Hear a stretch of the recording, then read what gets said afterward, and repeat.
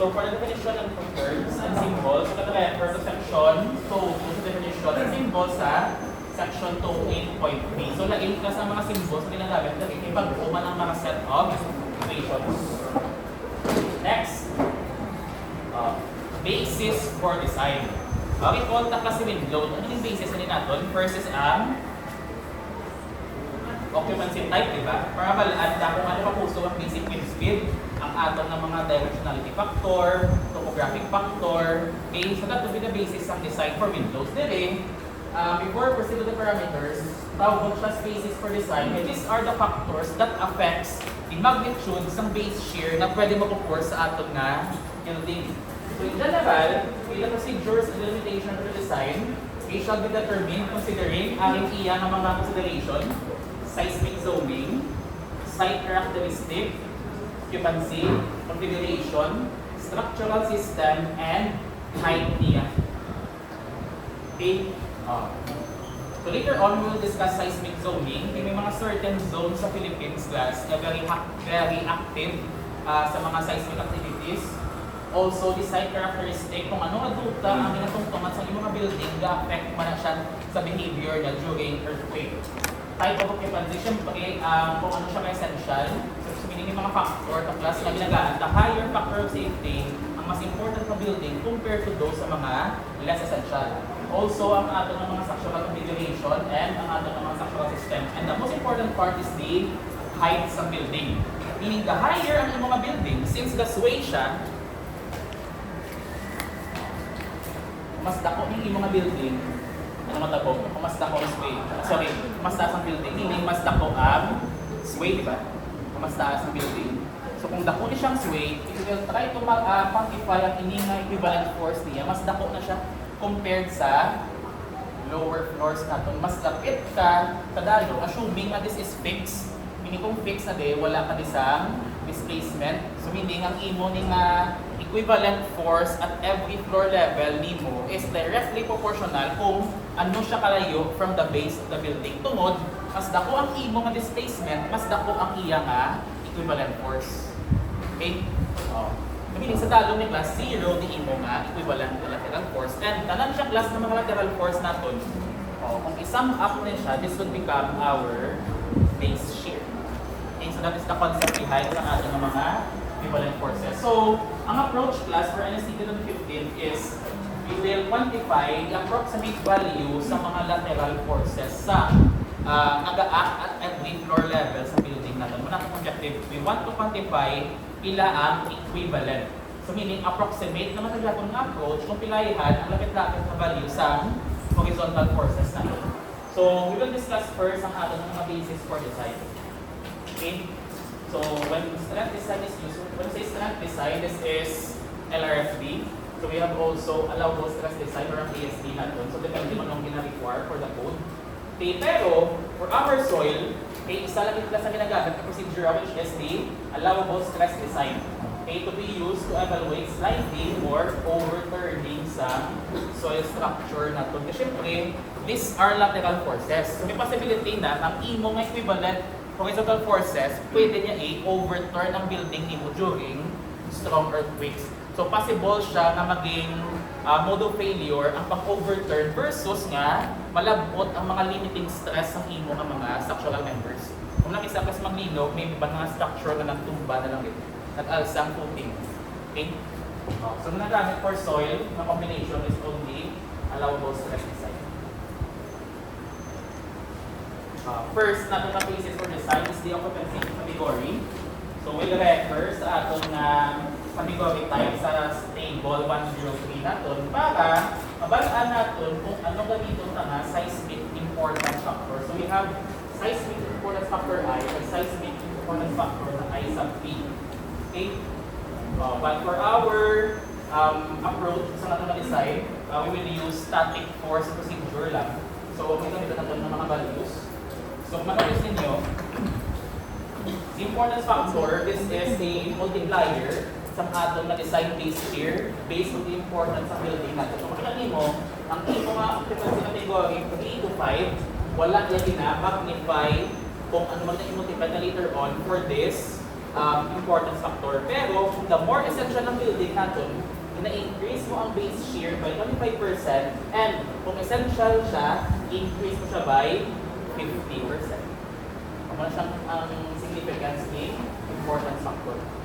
Okay? Next, we'll have site geology and soil characteristics. So each site shall be assigned a soil profile type based on properly substantiated geotechnical data. So, muna class sa practice ng civil engineering, kung gusto mo bigyan ng wala ka competition, pag in demand ka, pursue ka geotechnical engineering. Anong difference ni geodetic? Iba sa mga bala ng kamo, sir. Pwede ka proceed geodetic versus sa geotechnical. Sa geodetic class, in general, ang ila responsibility is sila ang ga-plot ng topography sa area mismo, sila ang ga-set ng boundaries, for short, surveying ang ila ginugula. Diba si mga bal mga kung geodetic engineering about the soil, dako na siya ang difference between the geotechnical. The geotechnical is, you don't need further studies para maging geotechnical engineer. Kinanglan mo lang din na mag-practice ka geotechnical engineering para maging geotechnical engineer ka. Kasi geodetic class is lain siya yung practice before allowed pa ang civil engineers mag-take geodetic na board exam. So boom, you need to take units ng geodetic engineer para maging or para makatake ka sa geodetic engineer na licensure examination. So lain din siya class. Ang ato niya nga geotechnical engineering, pwede ka nila practice kung amo yung gusto mo nga profession sa uli. Di ba may na specialization? Yes, civil engineering. Okay, this is one of our major nga sub-specialization. I mean major specialization. So sa geotechnical, ang imong ubaga is ikaw ma-analyze ang soil. Soil mechanics, yun siya. I-check mo ang properties of soil, ano ang mga fluid, properties of soil sa fluid flow, anong iyang shear strength, bearing strength, ano na siya.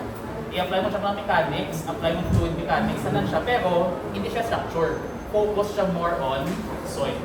Okay, pag nga, importante siya kung in demand.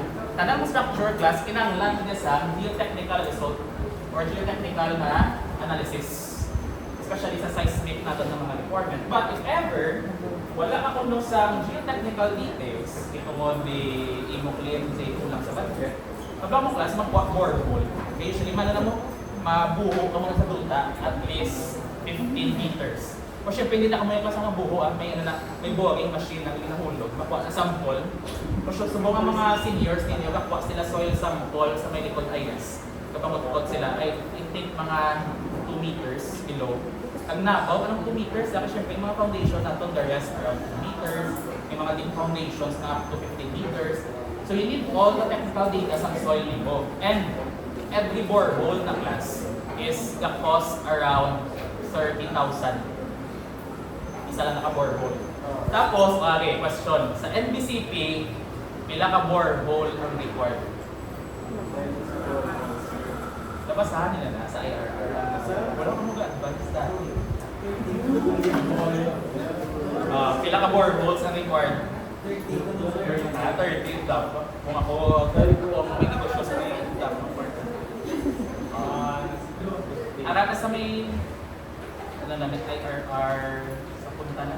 Sa punta, after sa mga permits. Eh di ba may building permit? Tapos niya, sa occupancy permits. Sa mga building permit, kinanglan may test result ka. If ang mga building is 3-story up, akagin ng NBCP sa IRR. Tapos you need at least 3 boreholes if ang imo nga area is more than 500 square meter ang imo nga domain. Ang ibasyon to, di ba? Maling lot. Lot siya, di ba? Ano to, sa portion, sa projection sa building na siya floor area. Di ba lot? May lot niya siya. Ano tawag sa may? This is not the floor area. This is a gross floor area. And floor area is multiple. More. Ano tawag sa may? Siyempre yung first word niya is building. Aking next na letter. Diba this is the building footprint. This is the building footprint, meaning this is the total vertical projection. Kung may atop ka man di sa imong entrance, dala na siya class sa building footprint. Kung may canopy ka di sa biyak or may mga may mga terasa ka, dala na siya sa imong building footprint. So, as per NBCP, part of sa code ni NBCP, kung more than 500 square meter, you need at least tatlo ka borehole. So, kailan na siya? 90,000. O, pag hindi pag-i-acknowledge ni OBO ang imong structural design kung wala ka sa soil test result, especially kung more than 3-story ang imong building. Kaya agad siya ginagamit. Ginagamit siya as basis ang atong site geology and soil characteristic. Kay base, ang imo dali na soil, kung multi-story na, o siya sa liquefaction, nabla akong during strong earthquakes, ang imo nga soil, di ba mga particle na sila? So kung itry mo yung ng balas na matabo, okay siya manaog, di ba? Kaya tumod, may mga void siya, so pwede siya mag-behave like a liquid kag manaog ang duta, kag ma-tugda ang imo nga building. So, delikado siya class kung sa mga tag-as structure. O, kung may kilala ka mo na may katag-iyas ang balay na 3-story up na wala din design ng engineer, question nyo na. Hindi daw kasi prone to liquefaction ang duta. May mga duta din class na high siya sa liquefaction. Ang iyab lang possibility na mag-liquefy ang soil. At I think, ara siya sa north na part.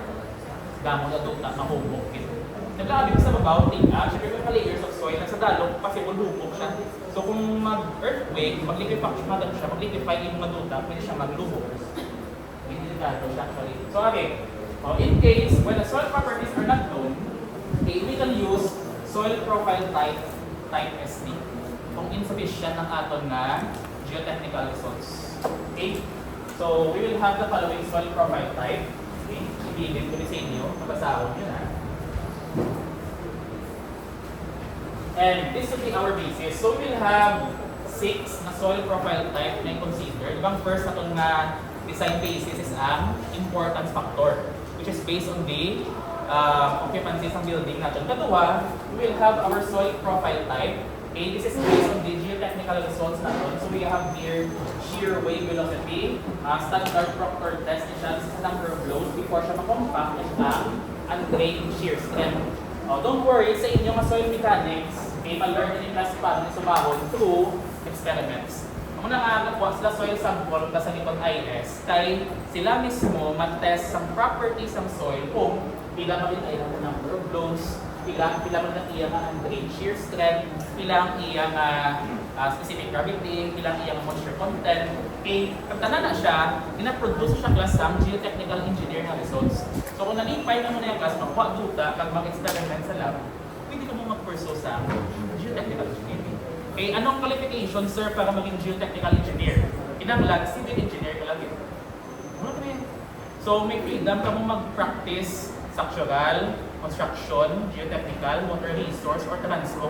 Anong difference sa lima na, sir? Kung anong imo gina-practice, matawag ka nga amo na. Example, kung na-design ko, pwede ko yung class matawag nga structural engineer.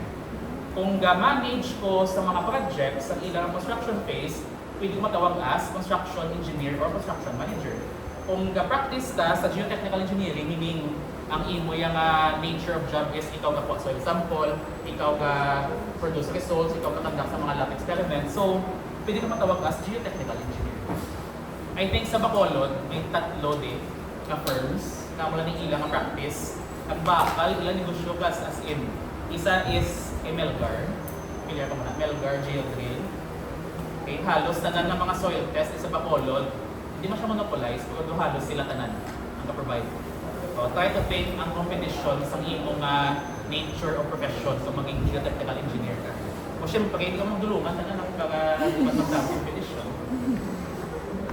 Ano galing ang disadvantage kung mag-practice ka geotechnical engineering? You need a lot of equipments.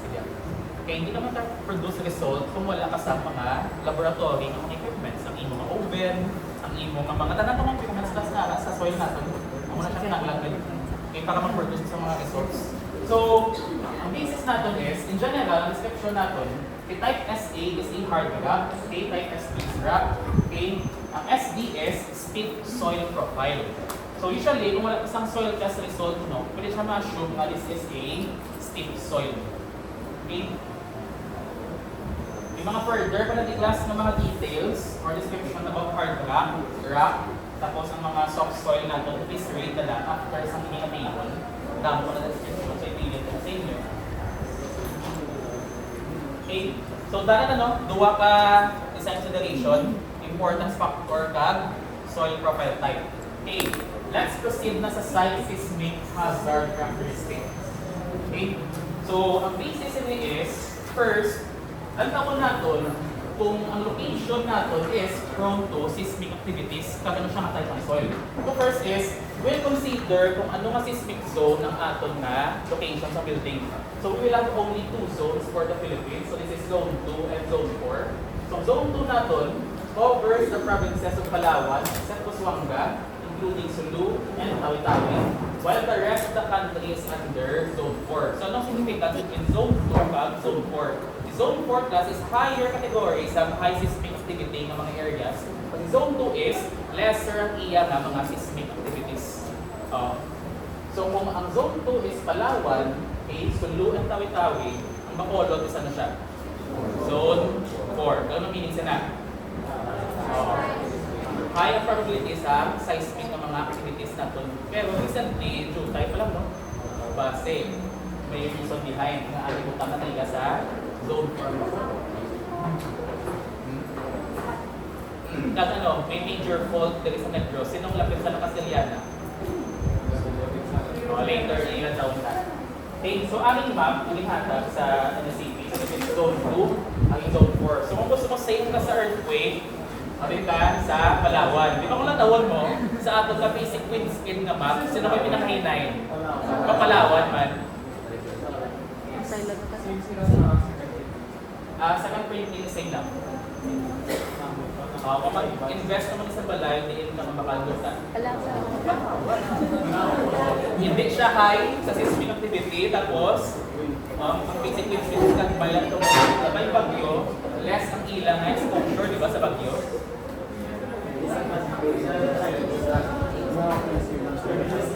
Magaling kung mag-basic na ako na palaw.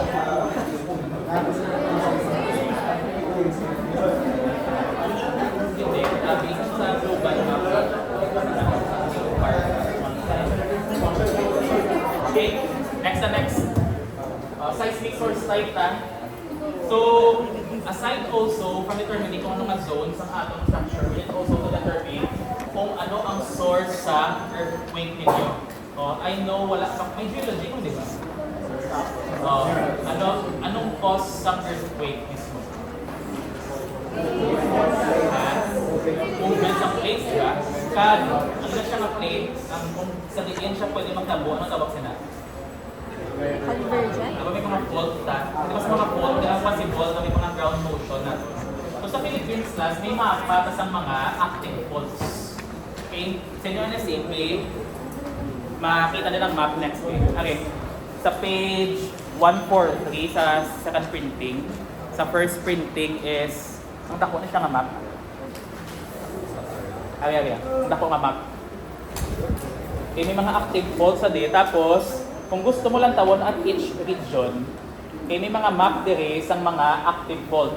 Okay, may mga label ni ang solid line, trace is certain, dash line, trace is approximate. Okay, tapos ang may mga series of triangle is ang mga trench natin. So, try to check ang sa Negros Occidental kung makita ninyo. Ang mga damo na maps, may mga maps na.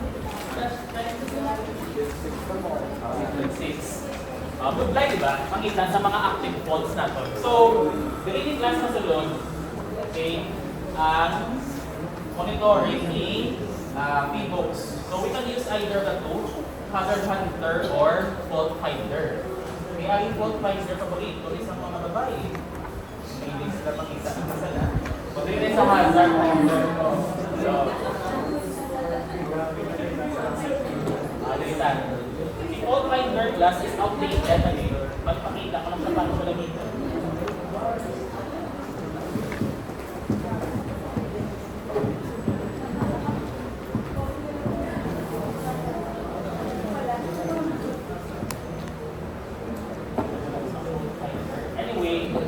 rate as a hazard hunter.